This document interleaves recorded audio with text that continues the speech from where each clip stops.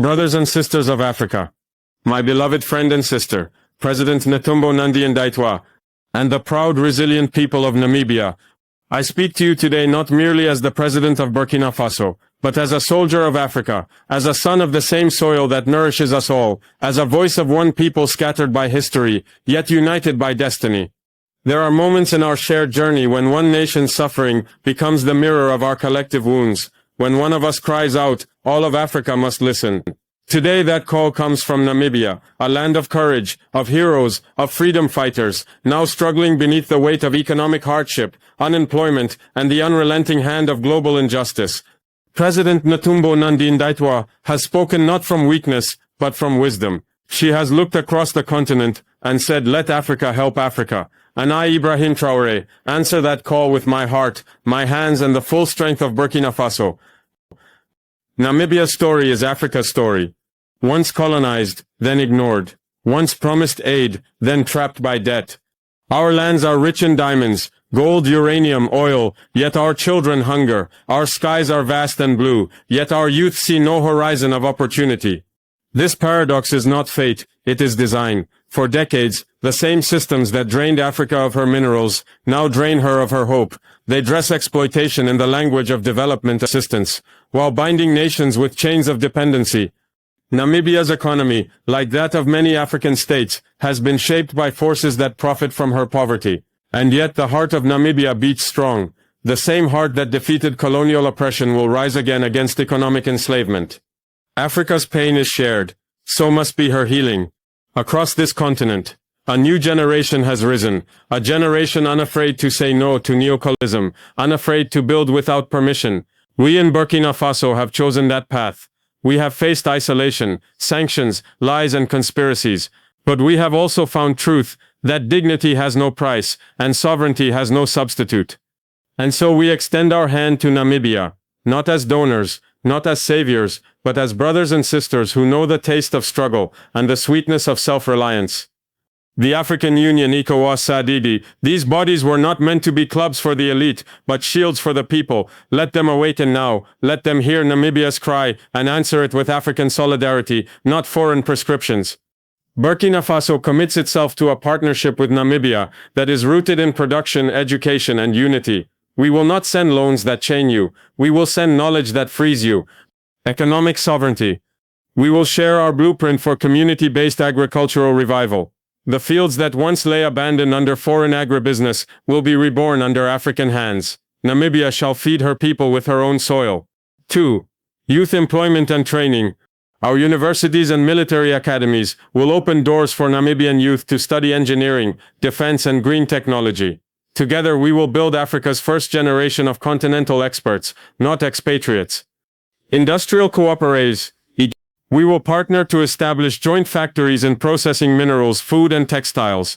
Africa must no longer export its raw wealth to import finished poverty. Defense and security. Defense and security. My pride mourn for continental. Defense and security. We will strengthen cooperation to ensure that no external power destabilizes this vision. True independence is defended, not declared. Cultural exchange. De habertuntunatef. Dat woerstaventunatu, tamatileventulanap, juzbestaf kligermunfararoef.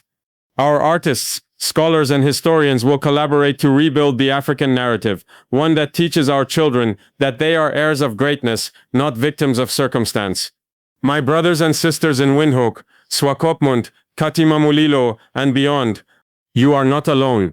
When you wake each morning wondering how to find work, how to feed your family, how to keep faith in a system that seems stacked against you, remember this, your struggle is shared by millions across Africa, and together we will transform it into strength. You are a people of the desert and the sea, of the sun and the stone, unbreakable. You defeated colonial armies, you will defeat economic despair. Do not lose faith in President Netumbo Nandi-Ndaitwah. She is not merely asking for help. She is fighting for a future where African nations stand side by side as equals. I say this to my fellow African heads of state. Do not wait for Europe or Washington or Beijing to solve our problems. They will always see Africa as a marketplace, not a motherland. It is time to see ourselves, not as competitors, but as comrades. Let us unite our economies the way we once united our armies for liberation. Let us create an African currency, an African bank, an African technological network. Let us build railways that link Ouagadougou to Windhoek, Kinshasa to Nairobi, Lagos to Maputo. If Africa can speak with one voice, no one will ever silence her again. To those who look at Africa and still see a resource pit to be mined, a labor force to be used, and a market to be flooded, hear me clearly, that era is over. We are not your colonies. We are not your charity projects. We are civilizations older than your empires, nations forged in fire and faith. Burkina Faso will defend Namibia's right to manage her resources without foreign dictates. If sanctions come, let them come. We shall resist together, because no punishment can break a united Africa. Over the next decade, we propose a grand alliance, the Burkina-Namibia Partnership for Sovereign Development. It will focus on renewable energy, harnessing solar and wind power to light every African village. Food security, creating cross-border grain reserves and seed banks. Education, building Pan-African universities, specializing in science and governance. Health, producing vaccines and medicines in Africa, by Africans. Technology, developing software, robotics and AI suited to our own cultures and languages. This is not a dream, it is a plan, and it begins today. We must also reclaim our souls. For too long, Africa has been taught to doubt herself, to believe that salvation comes from outside. But God does not bless those who wait, He blesses those who act.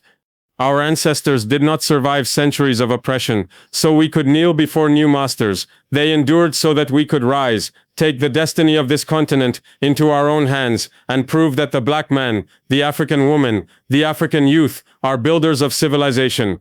When I look into the eyes of a young Namibian farmer, I see the same fire I see in our Burkinabe revolutionaries, a light that no amount of hardship can extinguish. That is where our hope lies. We must break the dependency cycle. How? Invest locally. Every coin that leaves Africa is a nail in the coffin of our development. Keep it here, reinvest in our people. 2. Trade regionally. African nations must prioritize buying and selling to each other. Value-added exports. Never again shall we ship raw minerals abroad to be processed and resold to us at 10 times the price. 4. Protect our farmers. The soil of Africa can feed the world. It must first feed her children. Empower women. No nation can rise if half its population is kept in the shadows. Namibia's first woman president symbolizes the dawn of equality and strength. To the young Africans listening to me, in Ouagadougou, in Windhoek, in Dakar, in Addis Ababa, you are not the lost generation, you are the founding generation of a new Africa. Reject despair. Reject drugs. Reject the false dream of escape to foreign lands. Build here. Dream here. Fight here. Because this soil, this continent, is your inheritance. You are the engineers, the soldiers, the poets, and the leaders of tomorrow, and tomorrow is not waiting, it is knocking. We do not close our doors to the world, but we say partnership must be based on respect, not exploitation. Burkina Faso and Namibia welcome genuine collaboration with nations that understand that Africa seeks fairness, not favors. The time has come for the global order to see Africa as an equal voice, not a background chorus. Picture it, a day when African children learn African history in African languages, when our industries hum with African innovation, when our currencies are backed by African gold, not foreign approval.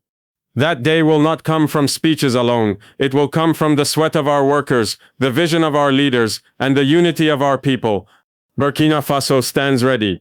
Namibia stands ready. The entire continent must now awaken. My beloved people, Africa's hour is not coming, it has arrived. No more will we wait for others to validate our progress. No more will we measure success by foreign applause. We shall measure it by the number of jobs created for our youth, by the number of fields harvested by African farmers, by the light that shines in every home built by African hands.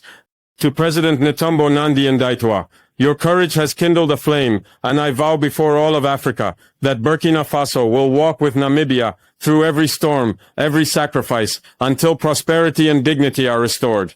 Let the world watch as two nations, small in size, mighty in spirit, join hands and declare, Africa will never bow again.